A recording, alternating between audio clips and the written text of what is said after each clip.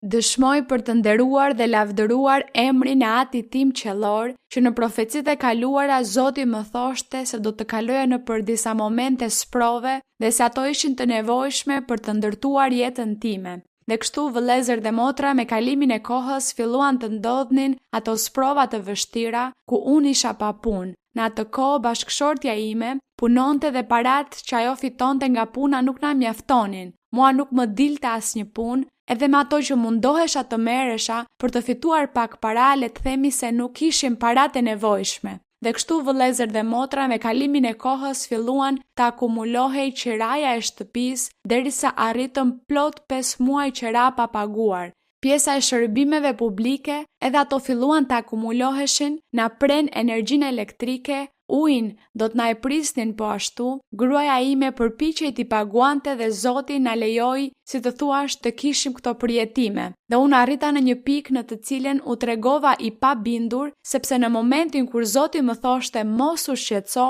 unë u shqetësova. E kujtoja të ditë kur u gjunjëzova përpara Zotit dhe i thash: Zot, shikoj gjithë situatën që po kalojmë. Ti më bëre premtime shumë të bukura dhe shiko dëshmit kaq të bukura që vëllezrit dhe motrat kanë treguar për madhështitë e tua. Unë kam një Perëndi të gjallë dhe të fuqishëm, Zot. Unë jam pjesë e kishës tënde. Çfarë do të thonë njerëzit? Çfarë do të thonë familjarët e gruas time? Unë gjeta shumë argumenta për t'ia thënë Zotit dhe të nesërmen vëllezër dhe motra shkova në kishë. Zakonisht shkoj pas dite dhe atë ditë shkova në mëngjes dhe kisha dëshirë të zjarrt për të arritur në kishën e Zotit dhe ishte një kult mësimi. Kur isha në kultin e mësimit e dëgjova, më preku shumë sepse lidhej me situatën në të cilën isha dhe në atë moment pata gjithashtu dëshirën e zjarrt në zemrën time për të dëgjuar profeci.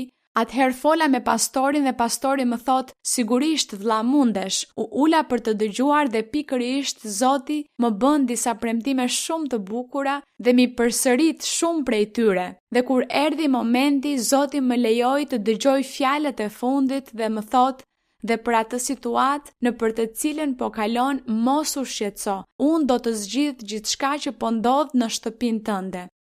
Vëllezrit dhe motrat e mi pas disa ditësh filluan të ndodhnin shumë situata nga dora e Zotit, sepse ai lejoi që aty ku punonte gruaja ime të jepnin disa para që ajo të mund të likuidohej financiarisht në punën e saj. Dhe Zoti lejoi që përmes atyre parave ne të paguanim gjërat dhe telefonuam avokatët sepse ishte përmes një agjencie imobiliare që ju a kishin borxh parat, por ata ja kishin kaluar këtë një agjencie për mbledhjen e borxheve, le ta themi kështu, dhe ata njerëz folën me gruan time dhe ajo u tha për të paguar 5 muajt e qiras dhe ata i thanë: jo, ju keni vetëm 2 muaj borxh.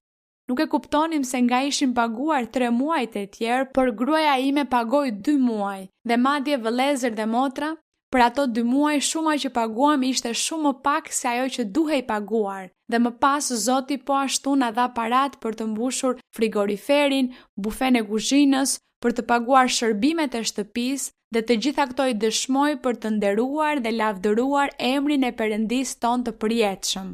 Vëllezër dhe motra, do të ndaj me ju se djali im kalonte një depresion shumë të vështirë, një trishtim që ashtu të më thoshte: mam, duhet të shkoj te një psikolog. Dhe më mend që më tha këtë të shtun, i thash me shumë trishtim: po birë, do të vi me ty të hënën. Të dielën ai më tha: mam, po nesër të hënën duhet të shkoj me ty në kishë në orën 7 të mëngjesit. U hapita shumë sepse i thash: birë, tjeti që duhet të rrokisim gjatë gjithë avalancës dhe gjithë shërbesash lutjen ndaj Zotit. Dhe i thot: po mam, e di.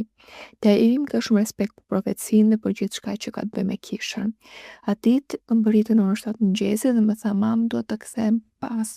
E i thash: birë, dhe i afrojmë vllait që t'i vinte duar mi djalin tim i cili po kalonte një periudhë depresioni dhe të lutesh për shpërimin e vdekjes, vetvrasjes, të gjitha këto gjëra që po ndodhin tani në rinin ton. Dhe kështu vllai bjen dhe vë dorën mbi djalin tim dhe ai fillon të qaj dhe nuk them asgjë, largohemi nga kishë dhe më përqafon, më thot: mam, të dua. I thash: hajde birë se kemi takim me psikologun. Dhe ai më thot: jo mam, Zoti më ka shëruar dhe duhet të dëshmoj për të dhënë nderin dhe lavdinë e Zotit.